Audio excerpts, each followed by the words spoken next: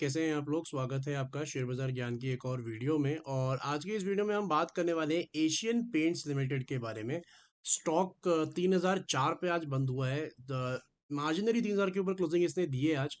लेकिन स्टॉक के अंदर एक वीकनेस देखने को मिल रही है और एक खबर है उस जो कि अच्छी खबर है स्टॉक के लिए, लेकिन उसके बावजूद भी शेयर के अंदर में वीकनेस देखने को मिल रही है। तो पहले मैं आपको खबर बता दूंगा वो, और उसके बाद में हम चलेंगे चार्ट्स के ऊपर में।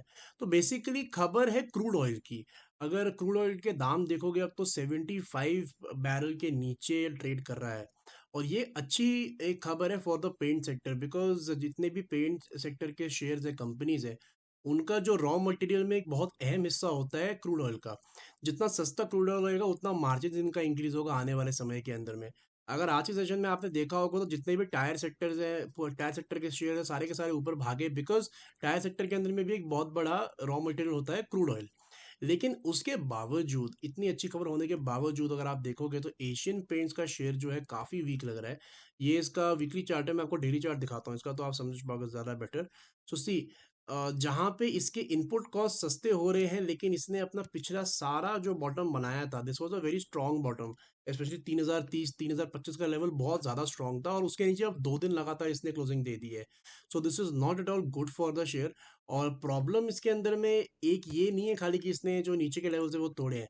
पहला तो इसके चार्ट्स को देख के ये सामने आता है कि अगर आप ऊपर के लेवल्स देखोगे तो फिलहाल जो एशियन पेंट्स ऊपर की तरफ पार करने में नहीं कर पाएगा पार, वो है 3125 का level. 3125 is a very strong resistance in Asian paints. अगर यहाँ से कोई बाउंस बैक आता है, बिकॉज आज भी मार्केट्स काफ़ी गिरी है, हालांकि लास्ट एक आवर में कुछ रिकवरी देखने को मिली मार्केट्स के अंदर में। तो अगर आने वाले समय में 100-200 पॉइंट निफ्टी भाग जाता है यहाँ से, और मान लीजिए 18,100 18,150 के करीब जाता है, तो ये निफ्टी का कंपोनेंट है एशियन पेंट्स।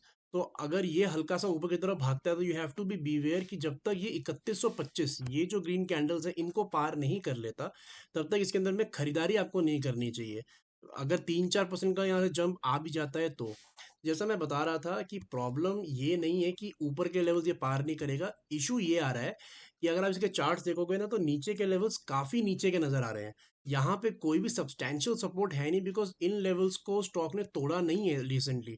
अगर आपको जो मैं 3025 3020 की बातें कर रहा हूँ, तो वो आप देखोगे तो अक्टूबर में इसने वहीं से बेस बना के एक छोटी सी रैली दी। उसके बाद में नवंबर में वहीं पे बेस बना के ऊपर गया, और उसके बाद में दिसंबर में भी वहीं पे बेस बना के दोबारा 3150 तक ये गया। लेकिन ये तीनों के तीनों बेसिस को अब ये तोड़ चुका है, और अब 3000 का एक साइकोलॉजिकल लेवल खाली इसके दिमाग में उसका रह चुका है कि 3000 जब तक नहीं टूटा तब तक शेयर मजबूत है। लेकिन ऐसा नहीं है, the stock is looking very weak. अब नीचे की तरफ में अगर मैं आपको बताऊं कि कौन से लेवल्स दिखने को मिल सकते हैं, तो उसके लिए मुझे आपको दोबारा से वीकली चार्ट्स पे ले जाना पड़ेगा। वीकली चार्ट पे ले जाने का फायदा ये है कि देखिए, आपको बहुत सारे जो डाटा होता है चार्ट का, वो आपको एक ही छोटी स्क्रीन पे देखने को मिल जाता है, क्योंकि एक कैंडल जो है एक हफ्ते को रिप्रेजेंट करती है।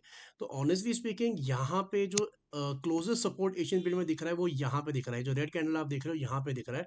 और ये लेवल है 2670 रुपए का, 2670, जो कि यहाँ से ठीक ठाक 10% नीचे है। सो एक बड़ी गिरावट के लिए आई थिंक एशियन पेंट्स जो है मूड बना रहा है। और निफ्टी भी वीक लग रहा है, और निफ्टी गिरेगा तो कौन से कंपोनेंट्स गिरेंगे, तो आई थिंक एशियन पेंट्स और बजाज फाइनेंस जैसे आज गिरे हैं दोनों शेयर्स, तो ये लीड कर सकते हैं आने वाले समय के अंदर में, भले ही क्रूड उनके फेवर में है या नहीं है। ओवरऑल ही जो अगर आप देखोगे इसका वीकली चार्ट के अंदर में, जो ये 20 वीकली मूविंग एवरेज है, ये नीचे की तरफ पॉइंट कर रही है। सो बेसिकली जो 20 वीकली मूविंग एवरेज होती है वो शॉर्ट टर्म ट्रेंड बताती है किसी भी शेयर का। और ये जो ब्लैक वाली है 200 वीकली मूविंग एवरेज, ये लॉन्ग टर्म ट्रेंड बताती है। तो लॉन्ग टर्म ट्रेंड तो अभी भी ऊपर की तरफ ही है, मतलब कोई फंडामेंटली खराबी शेयर के अंदर में नहीं आई है। It is just a normal correction. In fact आज जो मार्केट्स गिरी हैं, निफ्टी भी हमारा 18,200 से कल से गिरते हुए आ रहा है, और 17,900 का लो बना है।